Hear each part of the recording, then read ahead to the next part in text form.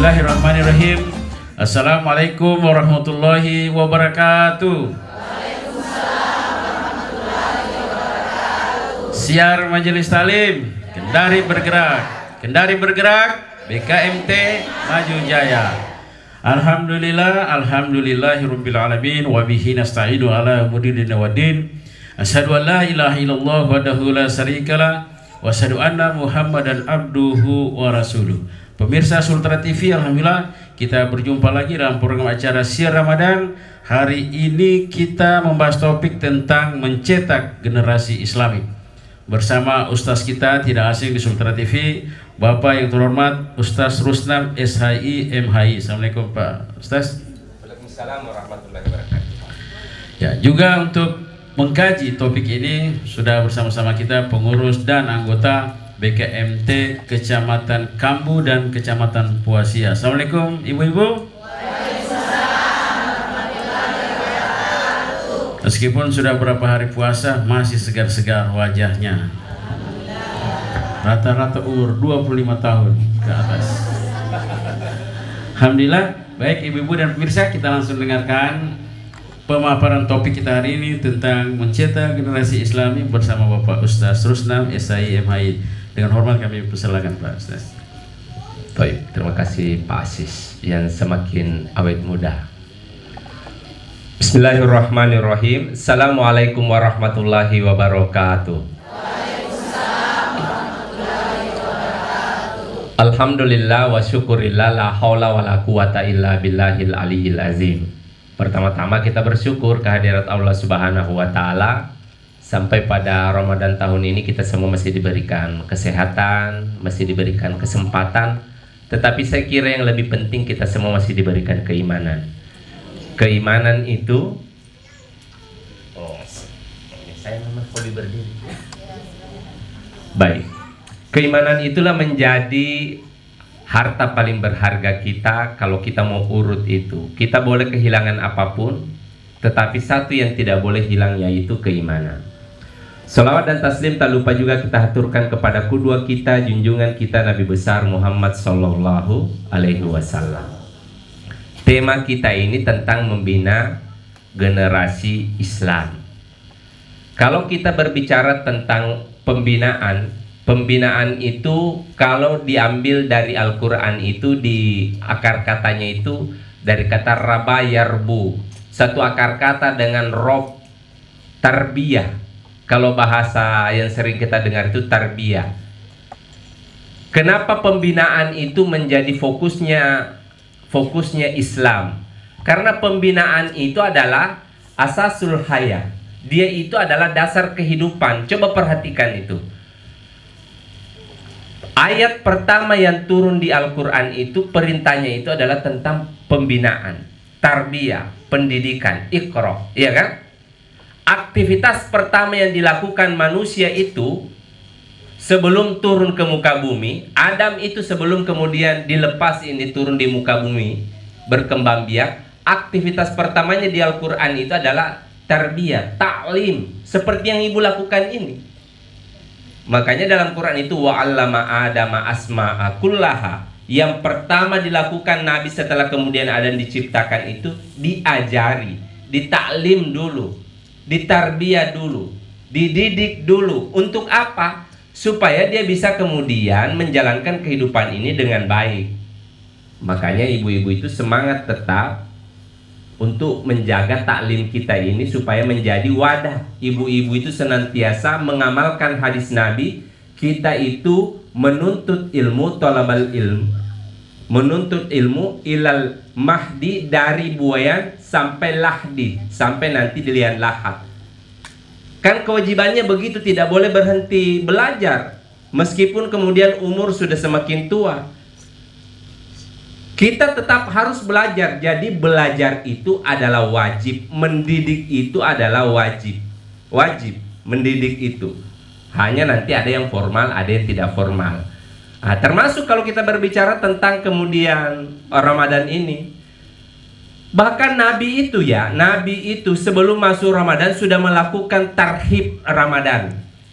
Nah, saya ditanya itu ibu-ibu di TV, tanya, Pak Ustadz, kenapa itu perintahnya itu Al-Quran ketika bulan Ramadan, kenapa yang disuruh untuk puasa itu hanya orang yang beriman saja? Ya kan? Padahal di Al-Quran itu banyak khitab yang lain, banyak instruksi yang lain. Kenapa Allah mengatakan ya ayyuhallazina amanu? Kenapa Allah tidak pakai yang umum, ya ayuhan nas, atau yang kemudian khusus ya ayuhan nabi, ya ayyuhallazina kafaru? Kenapa Allah pakai ya ayyuhallazina amanu?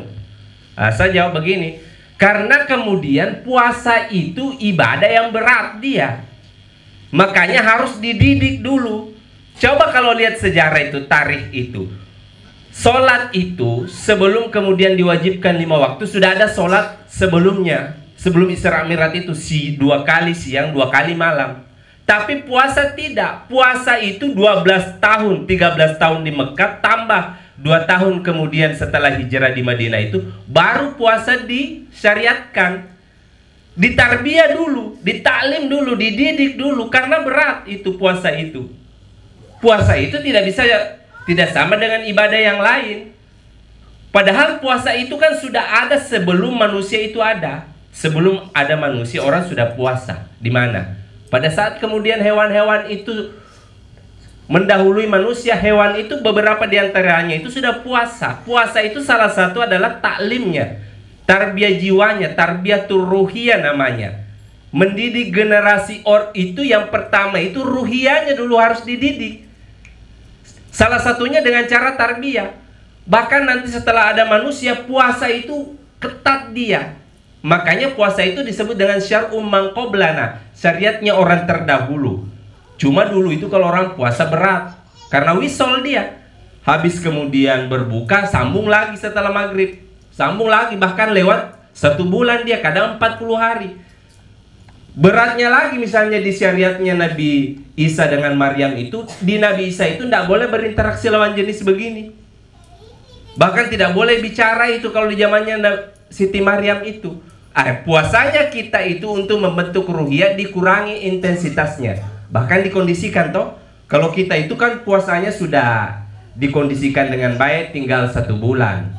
Itu pun tinggal sampai maghrib. Itu pun setannya sudah diikat. Kecuali setan yang berkeliaran di masjid yang suka tukar sendalnya ibu-ibu itu. Itu tidak diikat itu. Saya lihat itu di sosmed, banyak yang mengeluh hilang sendalnya. Sendal distro lagi, yang mahal-mahal itu. Aduh, saya bilang, siapa suruh kau memang pergi bergaya di masjid? Kopi pamer lagi sendal bagus, mesti itu hilang. Dia bilang padahal sudah diikat setan. Memang setan sudah diikat, tapi setan dari golongan jin yang suka tukar-tukar sendal. Bahkan dia tidak tukar, dia ambil, dia kasih kamu jalan kaki kosong pulang, itu masih berkeliaran. Coba lihat ini. Tarbiyah yang pertama dilakukan itu dengan cara kemudian tarbiyah ruhiyah. Salah satunya dengan puasa. Tadi saya mengatakan, bagaimana caranya kita mentarbiyah jiwa kita, mendidik generasi ini, mendidik kita sendiri itu dengan bulan Ramadan ini, dengan puasa ini. Coba perhatikan. Coba perhatikan. Kalau kemudian ibadah-ibadah yang lain itu, kan ada efek sosialnya, bisa dipakai pencitraan. Misalnya sholat. Sholat, kalau ada bapak-bapak ini, perhatikan ini pemirsa Sultra TV. Kalau ada bapak-bapak sholat itu, rutin saja berjamaah di masjid selama 1 tahun, terancam itu. Kalau tidak jadi RW, jadi RT. Kayak Pak Asis itu di kampungnya itu.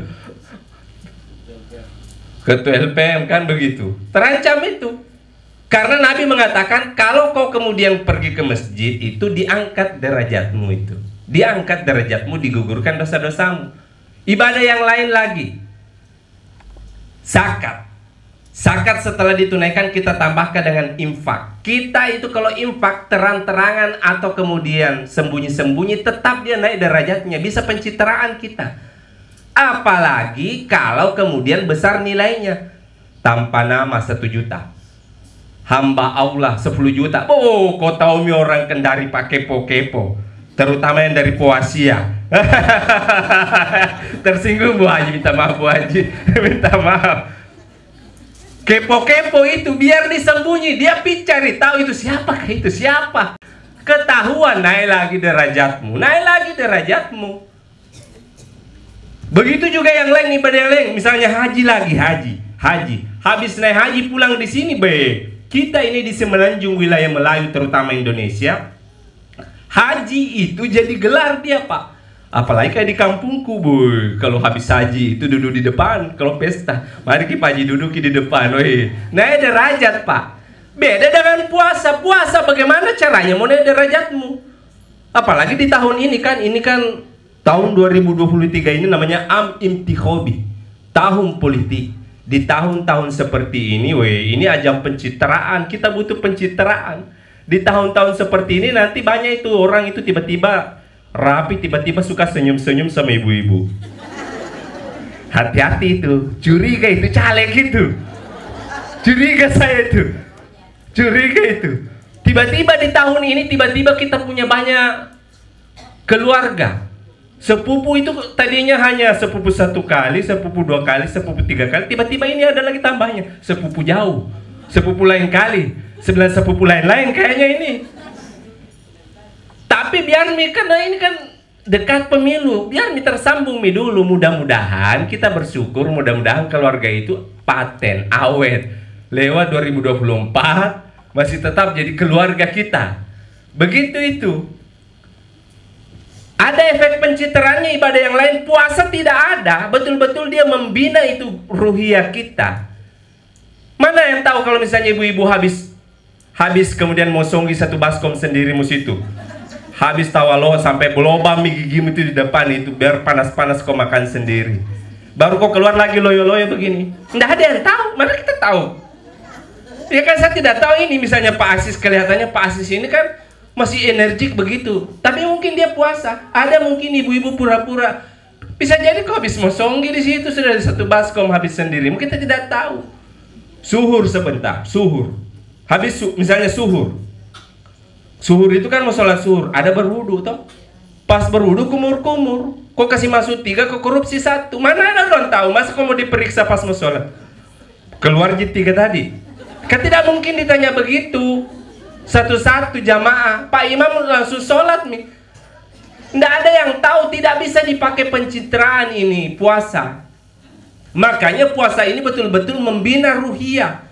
Bukan hanya makhluk hidup itu seperti hewan saja yang dibina ini ruhiyahnya, ditarbiyah dengan puasa ini. Tapi kita manusia ini ditarbiyah betul dengan efek puasa ini. Makanya malaikat itu pas dia tanya ke Allah, kan malaikat itu dia ada SOP-nya itu, cara kerja, job description-nya namanya. Berapa ditulis itu angka-angkanya kalau ada hamba Allah melakukan amalan. Misalnya ada orang sholat berjamaah di masjid, maka kata Allah, kalau dia di masjid tulisi 27 derajat, angkat derajatnya. Kalau dia di rumahnya 1 saja, 1 derajat. Kalau kemudian dia memberikan infak, sedekah di luar ini zakatnya, maka kata Allah kali 7 kali 100 700. Begitu itu catatan namanya. Ada nih angka-angkanya. Kalau baca Quran, di sini baca Quran. Di sana tiba-tiba masuk, dia mendengar. Dia duduk saja, fastami'u, dia mendengar. Maka dia dapat 1, ini dapat 10. Mangkara harfan min kitabillah falahu bihi hasanah wal asyaratul hasanah. Dikali 10. Bahkan kalau kemudian baru belajar, ya toh? Baru sadar kalau tahun ini ternyata dia muslim, baru dia periksa baik-baik, kata, ternyata saya muslim. Baru hijrah. Mulai dia mengaji toh? Kan biasanya kalau baru mulai mengaji itu pegal kita punya rahang. Iya toh, karena baru dia mau perbaiki makharijul hurufnya, wakaf ibtidanya, sifatul hurufnya, ilmu tajwidnya baru dia mau sempurnakan. Sakit ini rahangnya itu orang kalau baru mau dia cocokkan. Apalagi kalau sudah umur-umur tua, kau tahu mi otot-otot tua yang mau dipaksa. Setengah mati itu. Kata Allah justru ini dapat 20 dia, kali 2 dia. Kali 2 justru dia. Kali 2. Tapi kalau puasa kata malaikat, kalau puasa bagaimana? Kata Allah, as-saumu li, puasa itu untuk saya. Saya akan balas sendiri. Unlimited dia. Makanya puasa ini adalah baru salah satu cara untuk membina generasi supaya kita ini bisa masuk bulan Ramadan ini dengan lebih baik, bisa kemudian melahirkan generasi Islam yang lebih kuat. Begitu pengantarnya. Ya. Alhamdulillah ibu-ibu, kita sudah dapat materi dan tentunya sudah dapat ilmu kita, termasuk saya. Dapat ilmu tak Bu? Alhamdulillah. Mari kita perdalam dengan tanya jawab. Ibu-ibu yang mau bertanya kami persilakan, tapi kita jeda dulu. Pemirsa jangan kemana-mana, kami akan kembali setelah pesan-pesan berikut ini.